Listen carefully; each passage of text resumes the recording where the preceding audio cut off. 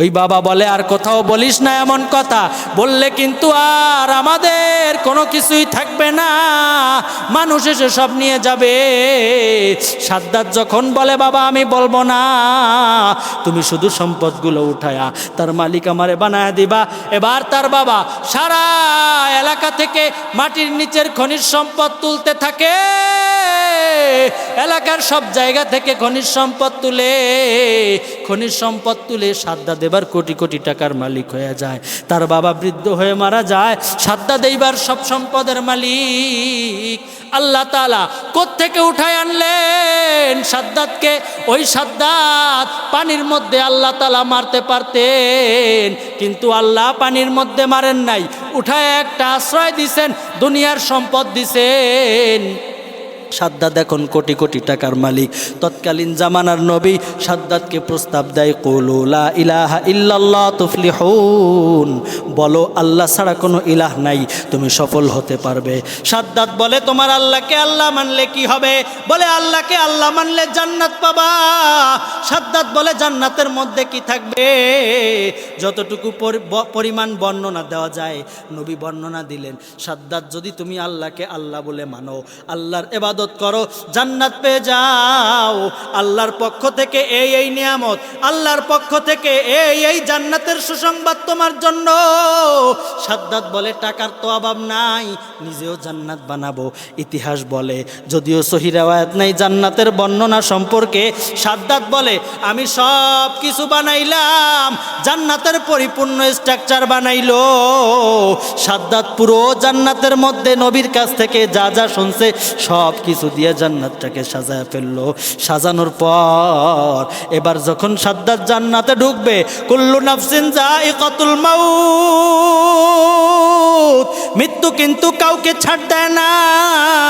তোমার আমার মৃত্যু যখন আসে তখন তো মরতেই হবে, আল্লাহর কাছে সাড়া দিয়ে চলে যাইতেই হবে। আল্লাহ বলেন, মিনহা খালাকনাকুম, এই মাটি থেকে তোমাকে সৃষ্টি করেছি, অফিহা নুঈদুকুম, এরপরে আবার তুমি এই মাটির মধ্যে আসবা না, তোমাকে আনা হবে। আল্লাহ পাক রব্বুল আলামিন সাদ্দাতের জান্নাতে সাদ্দাতকে ঢুকতে দিলেন না। সাদ্দাত জান্নাতে ঢোকার জন্য প্রস্তুত, চতুর্পাশে সেনাবাহিনী দিয়ে পাহারা দিয়ে দিছে। সাদ্দাত এবার জান্নাতের মধ্যে ঢুকবে। হঠাৎ করে এবার জান্নাতের সামনে এক বৃদ্ধ লোককে দেখতে পায়। সাদ্দাত বলে, কে তুমি? এখানে আসছো কেমনে? বড় দাঁড়াও, একটু কথা আছে। বলে, কথা বলার মতো সময় নাই, তোমার সাথে আমি কোনোই কথা বলতে পারবো না, কোনো কথা তোমার জন্য আমার বলার সময় নাই, সরে যাও, এমন আমি জান্নাতে ঢুকবো।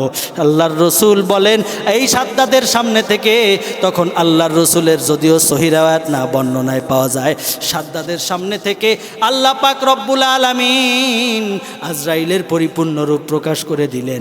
আজরাইল সাদ্দাতের জানটা কবজ করে নিয়ে চলে যায়। নিজের বানানো জান্নাতেও ঢুকতে পারে না। আল্লাহর সাথে গাদ্দারি করলে দুনিয়ায়ও শান্তি পাবা না, আখেরাত তো আছেই। জাহান্নামের আযাব সহ্য করার মতো ক্ষমতা নাই। এই জন্য দুনিয়ার থেকেই সতর্ক হও, আল্লাহ পাক রব্বুল আলামিন ইবাদত করো। আল্লাহর দয়া থেকে মানুষ যখন দূরে সরে যায় অহংকারের কারণে, সাদ্দাত আল্লাহ তাআলা তাকে কেমন বড় নিয়ামত দান করেছেন, অথচ সাদ্দাত আল্লাহকে সবার আগে ভুলে গিয়েছেন। আল্লাহ তাআলা সাদ্দাতকে কেমনভাবে দুনিয়া দান করেছিলেন, কোথার থেকে তুলে আনছেন আল্লাহ তাআলা সাদ্দাতকে। সাদ্দাত ওই সাগরের মধ্যে, ঝড়ের মধ্যে যার জন্ম, মা মারা গেছেন, আল্লাহ তাআলা তার এই বান্দাকে সাদ্দাতকে একটা কাঠের ওপরে ভাসায় বাঁচায় রাখছেন। এরপরে সাদ্দাতকে আল্লাহ তাআলা জমিনের মধ্যে, পানির মধ্যে ডুবায়া মারতে পারতেন, কিন্তু আল্লাহ তাআলা সাদ্দাতকে মারেন নাই। আল্লাহ পাক রব্বুল আলামিন সাদ্দাতকে ওই কাঠের ওপর থেকে ভাসাইতে ভাসাইতে নিয়ে আসছেন একটা ধোপার বাড়িতে, সাগরের কোনায়। ধোপারা সেইখানে কাপড় ধুচ্ছিল। এমন সময় ধোপারা, সাধারণ ধোপারা দেখে বলে, আমাদের মালিকের তো কোনো সন্তান নাই, চলো আমরা এই সন্তানটাকে আমাদের মালিককে হাদিয়া দিব। এবার যখন সবাই মিলে সাদ্দাতকে তুলে নিয়ে যায়, সাদ্দাদের মালিকের কাছে নিয়ে যাওয়ার পর ধোপাদের মূল যিনি তার কাছে, সে বড় খুশি, সাদ্দাতকে বড় আনন্দে পালন করতে থাকে। আল্লাহ পাক রব্বুল আলামিন সাদ্দাদের কোনো কিছু অভাব দেয় নাই। ওই সমুদ্র থেকে এনে এমন এক বাবার ঘরে দিলেন যেই বাবা তাকে বড় ভালোবাসে, যেই বাবার আর কোনো সন্তান নাই, যেই বাবা তাকে বড় স্নেহ করে, মহব্বত করে, যেই বাবা তাকে বড় ভালোবাসে, যেই বাবার ভালোবাসার মধ্যে কোনো কমতি নাই। সাদ্দাদের জীবন এভাবেই চলতে থাকে। হঠাৎ করে আল্লাহ পাক সাদ্দাদকে এক খনির সম্পদের সন্ধান দিয়ে দিলেন। সাদ্দাদ একদিন বিকালবেলায় মাঠের মধ্যে খেলা করতেছে। সাদ্দাদের বয়স তখন 12, 13, 14, 15 এমন হবে। সাদ্দাদ খেলা করার সময় ওই মাঠের পাশ দিয়েই একটা রাস্তা, ওই রাস্তা দিয়ে যাইতেছিল বাদশাহের একটা দল। ওই এলাকার বাদশাহের টহল প্রহরীরা যাইতেছিল। সামনে বাদশাহ ছিল, পিছনে প্রহরীরা। বাদশাহ সহ সবাই মিলে যখন যায়, পেছন থেকে দুইজন সাধারণ বাদশার খাদেম পেছন থেকে দেখে রাস্তার ওপরে একটা সুরমাদানি ফেলানো। এই সুরমাদানি ফেলানো দেখে আল্লাহ পাকের এই বান্দারা এবার ওই সুরমাদানিটা উঠাইল। একজন চোখে মাখাইতে যায়, আর একজন বলে আগের থেকে মাখাইও না, এর মধ্যে বিষও থাকতে পারে, বিষের প্রক্রিয়ার কারণে তুমি অসুস্থ হয়ে যাইতে পারো। তবে কি করব? বলে তাহলে একটা কাজ করো, সাধারণ একটা মানুষকে একটু সুরমাটা তার চোখে দিয়ে দেখো, যদি সুরমাটা ভালো হয় তাহলে সুরমা আমরাও মাখাবো, আর যদি সুরমাটা খারাপ হয় আমরা সুরমার মধ্যে হাত দিব না। সুরমাটা এবার যখন সাদ্দাদের চোখের মধ্যে মাখানোর সিদ্ধান্ত নেয়, সাদ্দাদকে মাঠ থেকে সবাই দুইজনে ডেকে নেয়, ডেকে নিয়ে তাদের সাদ্দাদের চোখের মধ্যে তারা ওই সুরমাটা মাখায় দেয়।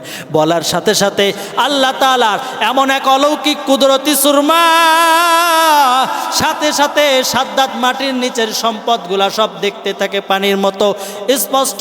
সাদ্দাদ দেখতে থাকে, আর সাদ্দাদ বড় চালাক। সাদ্দাদ মনে মনে ভাবে, আমি যদি তাদেরকে বলে দেই মাটির নিচের খনিজ সম্পদগুলো আমি দেখতে পাইতেছি, তাহলে ওরা তো আমাকে ধরে নিয়ে যাবে, কাজেই ওদেরকে বলা যাবে না আমি মাটির নিচের খনিজ সম্পদ দেখি। সাদ্দাদ চিৎকার করতে থাকলো আর বলতে থাকলো, আমার চোখের মধ্যে বড় ব্যথা। এই কথাটা বলার সাথে সাথে ওই দুইজন সুরমাদানিটা জায়গায় ফেলে চলে গেল, দৌড়ায় পালায় চলে গেল। এলাকার মানুষগুলা পাইলে আমাদেরকে মারবে, এই চিন্তা করে তারা ওখান থেকে পালায় গেল। সাদ্দাদ ওখান থেকে সুরমাদানিটা নিয়ে বাড়িতে চলে যায়। আল্লাহ তাআলা কোত্থেকে উঠায় আনছেন সাদ্দাদকে, আর এখন কি অবস্থা সাদ্দাদের। সাদ্দাদ যখন ওই সুরমাদানি নিয়ে বাড়িতে চলে যায়, সাদ্দাদের ওই বাবা ধোপা, যে সাদ্দাদের পালক বাবা, তাকে যখন সাদ্দাদ বলে আল্লাহ তাআলার পক্ষ থেকে সাদ্দাদ এই নিয়ামত পাইল, এটা তার ওই বাবাকে বলতে থাকে, বাবা দেখো আমি একটা সুরমাদানি পেয়েছি, যে সুরমাদানি চোখে মাখলে মাটির নিচের সৎ সম্পদ দেখা যায়। ওই বাবা বলে, আর কোথাও বলিস না এমন কথা, বললে কিন্তু আর আমাদের কোনো কিছুই থাকবে না, মানুষ এসে সব নিয়ে যাবে। সাদ্দাদ যখন বলে, বাবা আমি বলবো না, তুমি শুধু সম্পদগুলো উঠায়া তার মালিক আমারে বানায় দিবা। এবার তার বাবা সারা এলাকা থেকে মাটির নিচের খনিজ সম্পদ তুলতে থাকে, এলাকার সব জায়গা থেকে খনিজ সম্পদ তুলে সাদ্দাদ এবার কোটি কোটি টাকার মালিক হয়ে যায়। তার বাবা বৃদ্ধ হয়ে মারা যায়, সাদ্দাদ এইবার সব সম্পদের মালিক। আল্লাহ তাআলা কোত্থেকে উঠায় আনলেন সাদ্দাদকে। ওই সাদ্দাদ পানির মধ্যে আল্লাহ তাআলা মারতে পারতেন, কিন্তু আল্লাহ পানির মধ্যে মারেন নাই, উঠায় একটা আশ্রয় দিছেন, দুনিয়ার সম্পদ দিছেন। সাদ্দাদ এখন কোটি কোটি টাকার মালিক। তৎকালীন জামানার নবী সাদ্দাদকে প্রস্তাব দেয়, কুলু লা ইলাহা ইল্লাল্লাহ তুফলিহুন, বলো আল্লাহ ছাড়া কোনো ইলাহ নাই, তুমি সফল হতে পারবে। সাদ্দাদ বলে, তোমার আল্লাহকে আল্লাহ মানলে কি হবে? বলে, আল্লাহকে আল্লাহ মানলে জান্নাত পাবা। সাদ্দাদ বলে, জান্নাতের মধ্যে কি থাকবে? যতটুকু পরিমাণ বর্ণনা দেওয়া যায় নবী বর্ণনা দিলেন। সাদ্দাদ, যদি তুমি আল্লাহকে আল্লাহ বলে মানো, আল্লাহর ইবাদত ইবাদত করো, জান্নাত পেয়ে যাও। আল্লাহর পক্ষ থেকে এই নিয়ামত, আল্লাহর পক্ষ থেকে এই জান্নাতের সুসংবাদ তোমার জন্য। সাদ্দাত বলে টাকার তো অভাব নাই, নিজেও জান্নাত বানাবো। ইতিহাস বলে, যদিও সহি রিওয়ায়াত নাই জান্নাতের বর্ণনা সম্পর্কে, সাদ্দাত বলে আমি সব কিছু বানাইলাম, জান্নাতের পরিপূর্ণ স্ট্রাকচার বানাইলো। সাদ্দাত পুরো জান্নাতের মধ্যে নবীর কাছ থেকে যা যা শুনছে সব কিছু দিয়ে জান্নাতটাকে সাজায় ফেললো। সাজানোর পর এবার যখন সাদ্দাত জান্নাতে ঢুকবে, কুল্লু নাফসিন যায়িকাতুল মাউত, মৃত্যু কিন্তু কাউকে ছাড় দেয় না। তোমার আমার মৃত্যু যখন আসে তখন তো মরতেই হবে, আল্লাহর কাছে সাড়া দিয়ে চলে যাইতেই হবে। আল্লাহ বলেন মিনহা খলাকনাকুম, এই মাটি থেকে তোমাকে সৃষ্টি করেছি, অফিহা নুঈদুকুম, এরপরে আবার তুমি এই মাটির মধ্যে আসবা না, তোমাকে আনা হবে। আল্লাহ পাক রব্বুল আলামিন সাদ্দাদের জান্নাতে, সাদ্দাতকে ঢুকতে দিলেন না।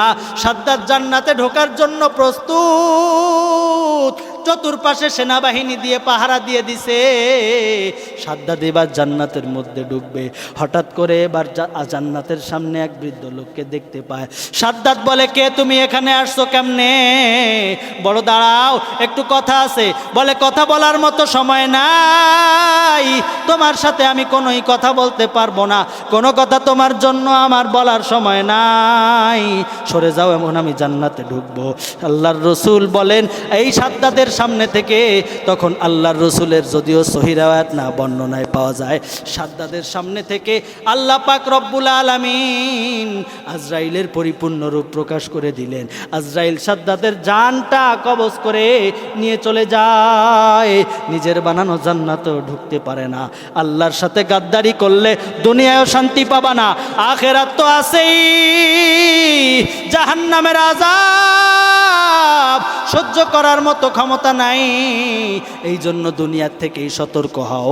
আল্লাহ পাক রব্বুল আলামিন ইবাদত করো, যেন দুনিয়ার থেকে পরিপূর্ণ আমল গুছায়া আল্লাহর সামনে পরিপূর্ণভাবে মুমিন হয়ে মুত্তাকি হয়ে হাজিরা দিতে পারি। আল্লাহর জান্নাত আমরা মালিকানার মধ্যে আনতে পারি। আল্লাহ পাক রব্বুল আলামিন তৌফিক দান করেন।